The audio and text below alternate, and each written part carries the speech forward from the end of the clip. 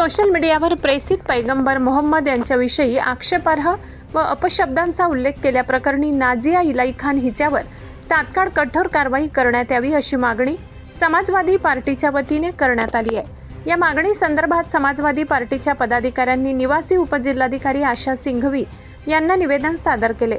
निवेदनात म्हटले आहे की सोशल मीडियावर करण्यात आलेल्या आक्षेपार्ह वक्तव्यामुळे प्रेसित पैगंबर यांना मानणाऱ्या कोट्यावधी मुस्लिम बांधवांच्या धार्मिक भावना दुखावल्या गेल्यात। अशा प्रकारच्या वक्तव्यांमुळे समाजात तेढ निर्माण होऊन कायदा व सुव्यवस्थेचा प्रश्न निर्माण होण्याची शक्यता आहे। त्यामुळे संबंधित व्यक्तीवर तातडीने गुन्हा दाखल करून कठोर कायदेशीर कारवाई करण्यात यावी, अन्यथा समाजवादी पार्टीच्या वतीने तीव्र आंदोलन छेडण्यात येईल असा इशाराही यावेळी देण्यात आला। यावेळी समाजवादी पार्टीचे जिल्हा अध्यक्ष फारुख खान कुरेशी, अब्दुल करीम शेख, नाजिद खान कुरेशी, मोहसिन शेख, जमील मंसूरी, आशिक पिंजारी, सामाजिक कार्यकर्ते सुनील महिरे व कार्यकर्ते मोठ्या संख्येने उपस्थित होते। समाजवादी पार्टीच्या वतीने आज माननीय जिल्हाधिकारी यांना एक निवेदन देण्यात आलेले आहे।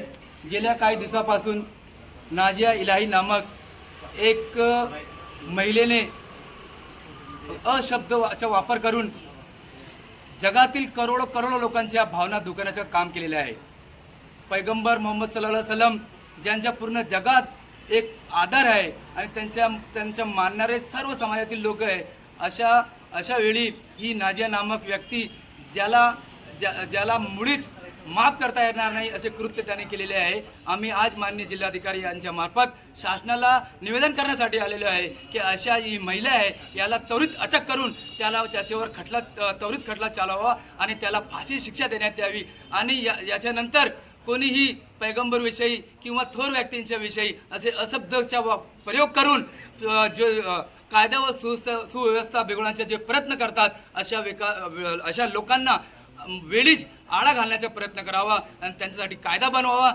भविष्यात अशा कृत्य करणाऱ्यांना एक तंबी बसेल अशा कायदा या राज्यात व्हावा, या असे निवेदन आम्ही देण्यात आलेले आहे।